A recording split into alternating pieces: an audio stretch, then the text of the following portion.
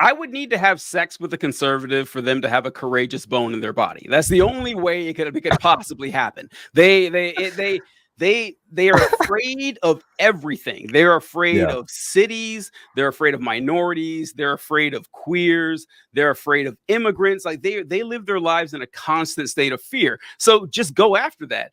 Yep. And they're afraid of not being masculine. And so they'll say stuff that like, yeah, I'm a I'm a malignant sociopath. I don't think I should need to take care of anybody. I was like, okay, that's weird because, as a man, I feel like it's my responsibility to protect the weak and it's my responsibility to take care of people. That seems like the manly thing to do. Attack them right there. They have no defense to this. And Yeah. it works every time. I just don't know why more people don't do it because I'm done. I am fucking done with like trying to coddle these folks. Yeah. I don't know why more people. And one thing I like to mention with the trans issue stuff Oh is yeah. that they'll say that, well, you can obviously tell men are men, women are women. There's no in between. I was like, okay, how do you know I'm a man? How do you know? You referred to me as he and him this entire time. How do you know I'm a man? Like yeah, unlike your mom, you've never seen my genitals. And like if I gave you a blood sample and a microscope, you wouldn't be able to find out what my chromosomes were. You wouldn't know what you're looking for. So how do you know I'm a man? And there's no answer for that. It's like, oh, Yeah. you're assuming I'm a man based on like how I act, how I present Yep. myself, and my traits. That's all we're going for here. And they fall apart. They fall apart because there's no answer for that because they haven't thought about this shit. But Right. yeah, bully them. Bully them.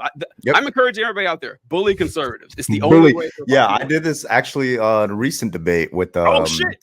it was it was a little bit more targeted. It was a little bit more, but like it was a slow kind of burn. It was like, death by a thousand cuts where, you have we were talking about drag queens and it kind of devolved into this conversation about men ought wear these kind of clothes and women ought wear these kind of clothes. And I'm like, well, why should men wear like a certain kind of clothing? He's like, well, it's feminine. It's gay, right? I'm like, okay. You remember like back in high school, the jocks and the football players. Do you think they always abided by these kind of things? I feel like a lot of the people that you most assume like with masculinity and the people that you most associate with masculinity, they don't care about these kind of things. I would say they're not pussies about this kind of this kind of like rhetoric. They're gonna wear a dress and they're gonna like flaunt that shit. Like I've seen Dwayne Johnson in a dress. Do you think like he was like a feminine individual like when he did that? It's like, no. I'm like, okay, yeah, like a man is secure in himself. It doesn't matter what like what he's wearing. It doesn't matter whether he's wearing a V-neck or like a tutu. Like he's going to be secure in himself. Now, if you feel like your masculinity is being dropped as a result of like the fabric on your skin, then you are not a man, my good sir. You're not a man. Nope. All right, and you need to grow from that. And that like it hits them somehow. I don't know, like it hits them in a way that like other arguments where I'm just trying to address the logic, it just doesn't hit them the same. It doesn't. Like they have reptile brains, so you have to like descend to their level on this shit.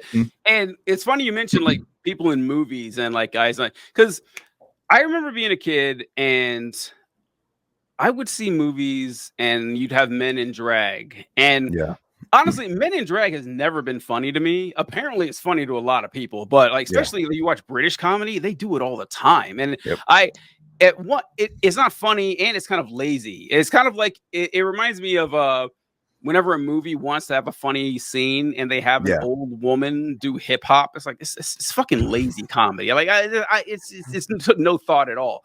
But 80s villains are something that I've noticed. So you ever watch movies from the 80s and like the jock is like always in like a crop top and the shortest shorts imaginable, like stuff that we would consider feminine as fuck today. But back then people were like, oh yeah, that's just what dudes wear. And it's like, okay, so we can all agree that this is just changes through generations and changes through timelines. There's no hard and fast rule on boys wear this and girls wear that. It's insanity. And the drag queen thing I find interesting because so with drag, people or men who dress in drag are, you know, female impersonators, like, and they accentuate all of, you know, what you consider to be you know, female qualities. Like Right. they really overdo the makeup, you know, the hair is like giant, and the busts are like, they don't look like actual women, like they look Right. like, you know, a It's caricature of meant women. that way. Yeah. Yeah, but you ever notice this? This is something I noticed, that Southern women tend to look a lot like drag queens. Like they tend to look a lot like it, like with the Especially in giant. Texas. Say what? Especially in Texas. Yeah, it's weird because like everywhere else in the country, women just look like women, but when you go to the South, it's like they are trying their hardest to convince you, yes, I'm a woman. Look at all these feminine features I have. I'm going over the top on this. And I've always found that fascinating because they they they they just want to really put forth that thing out there, because, you know, there's very clear lines of demarcation between men and women. And there's I've always been interested in the parallels between drag queens and Southern women, because they look a lot alike to me. I don't know if you ever noticed that. Yeah, it's mainly the wives of the Yeah. like in the military. Yeah, because I grew up near Fort Hood, and so I saw it all the time. It's like the husband goes away, the woman maybe gets like maybe something done, maybe some sort of work done or something like that. It's all around my neighborhood. That's mainly where I see it too. And especially, and also on top of that, inside of the rural counties.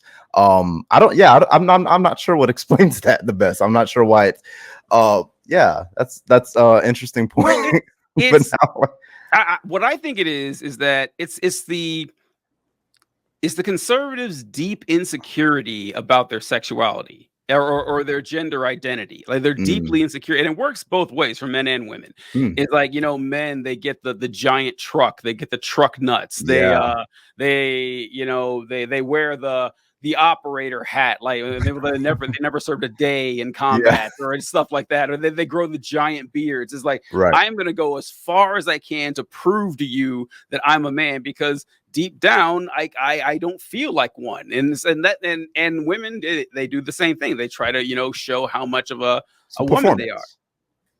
Oh, Yeah, sorry. it's basically like a performance. Yeah, It's a basically. performance. Yeah, Yeah, that's exactly what it is. They're exactly like drag queens. So I wanted to ask you about the military thing. So yeah, I'm no longer in the military. I retired 2 years ago. And when I was in, I would, towards the end, I would talk a lot about politics. Now, I would never mm, do it unprompted. I wouldn't just like start. People would always ask, and I would just straight up launch into Marxist rhetoric. I did it all the time. And yeah, I would have you know, platoons of full of people that I would just be talking to about this shit.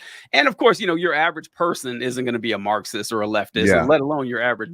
Although the military is not as conservative as people think. Like people think that it's wildly, like it's like 60-40, I would say. Like it's like yeah. yeah. And it's split, and then that reverses actually when you go from NCOs to officers. Officers are more liberal than like Yeah, they're a lot I more think it's liberal. probably the college thing, something It's going the on there. college thing. Yeah, It's the college thing. It's yeah, just like, we'll get to the college thing, but I want to talk about that too. yeah, yeah. But so I would talk to you about this, and one thing that really surprised me, because it happened all the time, I would talk to these guys, and they're like, well, you know, I don't know if I really agree with everything you said, but if you ran for office, I would vote for you, because I think that guy. And I was like, why would you vote for someone who doesn't agree with what you agree with? And Right. that's when it really started hitting home to me, is that people are voting just on Yep. vibes. They're voting on, oh, this guy seems cool. And I was like, that's stupid. It doesn't make any sense.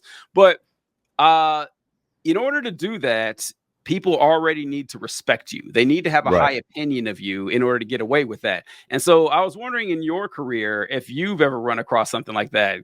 If people ask you about, also, you ever notice that conservatives in the military have no problem just launching into Yep. their political, Every like, time. you know, no one asked, but they just start ranting about it. And it's like, So it's a little different for me because you know, Hawaii's like a small place, and you know, I'm kind of like on TikTok, you know, 50K, right? And so like my lives as like it's probably top 1%. My lives pop up on people that I know's For You page who don't even follow me.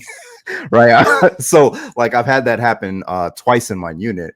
It's like, bro, I think I saw you on TikTok. You were like debating abortion or something like that. I'm like, yeah, man, that's me.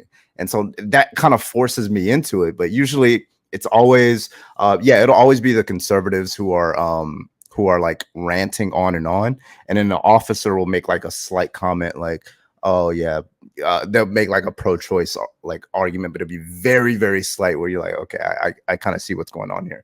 But me, I just try to stay out. I'm like, bro, I'm doing my work, I'm doing my detail, yada yada yada yada.